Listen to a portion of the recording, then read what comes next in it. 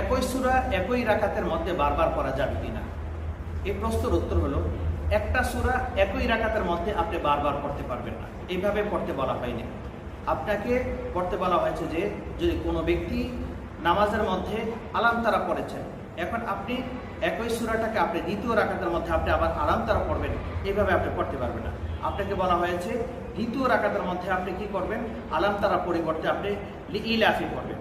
তবে এইভাবে যদি কোনো ব্যক্তি নামাজ আদায় করে তাহলে তার নামাজ আদায় হয়ে যাবে, মাকরুহে তানজিহি বলা হয়েছে, নামাজটা আদায় হয়ে যাবে। তবে এইভাবে করা অনুচিত কাজ। আপনি একই সূরা বারবার পড়তে পারবেন না। প্রথম রাকাতে আলাম তারা পড়েছেন, দ্বিতীয় রাকাতে আপনি ইলাফি পড়বেন। এখন প্রথম রাকাতে আলাম তারা পড়েছেন, দ্বিতীয় রাকাতে আবার আলাম তারা পড়বেন, এটা হয় না। কিন্তু এরকম জায়গা যদি এরকম হয়, প্রথম রাকাতে আপনি কুল আউযু বিন নাস পড়েছেন, কিন্তু দ্বিতীয় রাকাতে নাসের পরে তো সূরা নাই, এজন্য আপনাকে বলা হয়েছে দ্বিতীয় রাকাতে আপনি সূরা নাস পড়ে নামাজ আদায় করবেন।